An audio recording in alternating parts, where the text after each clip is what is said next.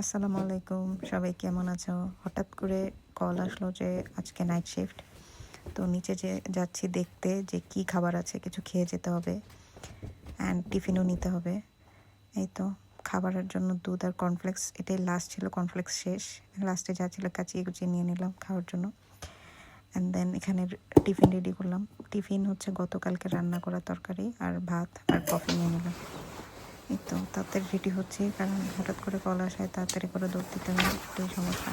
এজেন্সির মাধ্যমে কাজ করলে এটাই হয়। অ্যান্ড দেন ফার্স্টে ট্রেন স্টেশনে যাব, যেহেতু ট্রেন দিয়ে গেলে এই জায়গাটা কাছে হবে, এটা অন্য একটা কেয়ার হোম, তাই ট্রেনের টিকিট কেটে নিলাম, যেটা খুবই চিপ ছিল। এখন জাস্ট ট্রেনের টিকিটটা কালেক্ট করব, কারণ আমি ফোন দিয়ে অলরেডি টিকিট কেটে নিছি কম টাকার মাধ্যমে। ফোনের অ্যাপে কাটলে টিকিট কমে পাওয়া যায়, আর আমার রেল কার্ড থাকা এটা আরও চিপে পাওয়া যায়, কিন্তু স্টেশন থেকে ডিরেক্ট কাটতে গেলে তখন অনেক বেশি এক্সপেন্সিভ হয়ে যায়। সো এই তো অলরেডি কেয়ার হোমের কাছে চলে আসলাম। ট্রেনে কোনো ক্লিপস নেই না, কারণ এখানে কী ক্লিপস নেব বুঝতেছিলাম না, যেহেতু নতুন ব্লগ করতেছি, বুঝিও না কোথায় কীভাবে ভিডিও করতে হয়। ট্রাই করতেছি, দেখি ইনশাল্লাহ আরও ভালো ভিডিও করতে পারবো করতে করতে, I hope so. So almost চলে আসছি। বাসায় আর কিছু খাওয়ার না, একটা টেনশন মাথায় ঢুকে গেল যে বাসায় যে কী রান্না করব, কী খাবো। I don't know, I have no idea.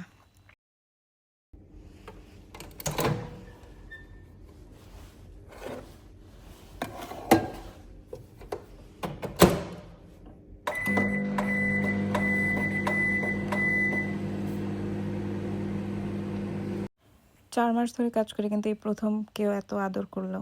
যার সাথে আজকে আমার কাজ ছিল, উনি খুবই ভালো একজন মহিলা ছিল, উনি আমাকে চকলেটগুলো দিছে। তো আমি দেখাচ্ছি এখানে কোনটা আমার ফেভারিট। না, এটা ফেভারিট না, এটাতে অনেক ক্যারামেল আছে, এটা আমার পছন্দ না, বাট এটা খুব মজা। এই চকলেটটা আমার ফেভারিট, এতগুলো চকলেটের মাঝখানে।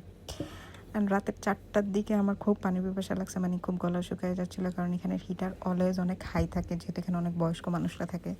তো আমি রিফ্রেশমেন্টের জন্য একটু অরেঞ্জ জুস খাইলাম, ফ্রিজ থেকে নেওয়া। শেষ শিফট শেষ, এখন বাসায় যাব। বাস দিয়ে যাব, আসছি ট্রেনে, বাস দিয়ে যাব, কারণ বাস জার্নি কেন জানি মিস করতেছিলাম। মনে হচ্ছিলো যে আজকে বাসে গান শুনতে শুনতে বাসায় যাব। আস্তে আস্তে ভাবতেছিলাম যে বাসায় তো কিচ্ছু খাওয়ার নেই, ঘুম থেকে উঠে তো কিছু খেতে হবে। তো এই জন্য চিন্তা করলাম যে ওটস আছে, ওটস ভিজিয়ে রাখি। এই রেসিপিটা আমার একটা নেপালি ফ্রেন্ড থেকে নেওয়া, ও বলছিল যে এইভাবে খেলে খুব মজা লাগে, তাই ওর রেসিপি আমি ফলো করি।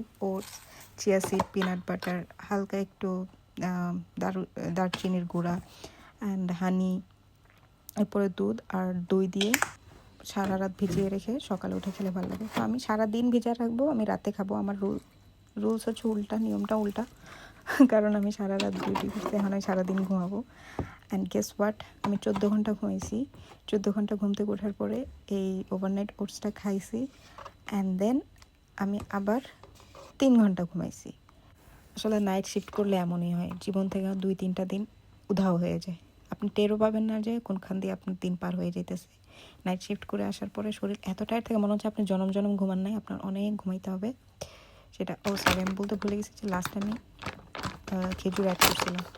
যাই হোক, আমি যেহেতু খুব টায়ার্ড, সেই ক্ষেত্রে আমি এখন আর কোনো স্কিন কেয়ার করতে পারবো না। আমি জাস্ট একটা ওয়াইপ নিয়ে, এটা আমি বাংলাদেশ থেকে নিয়ে আসছি, জাস্ট মুখটা পরিষ্কার করে নেব। অ্যান্ড দেন শুয়ে পড়ছিলাম, বাট পেটের ডাকে ঘুমাইতে পারতেছিলাম না। তো উঠে মনে করলো যে এই দেশে এটাকে বাকরখানি বলে, কিন্তু আমাদের দেশে এটাকে কী বলে, পেটিস টাইপ কিছু একটা। তো ওইটা খেয়ে নিলাম, খেয়ে ঘুমাই গেছি। ঘুম থেকে উঠছি আই থিঙ্ক 3টা সাড়ে 3টার দিকে, মানে 14 ঘন্টা ঘুমানোর পরে উঠছি। ওঠার পরে এখন জাস্ট একটু বেরিজ মিক্স করে ওই ওভারনাইট ওটসটা খেয়ে নেব।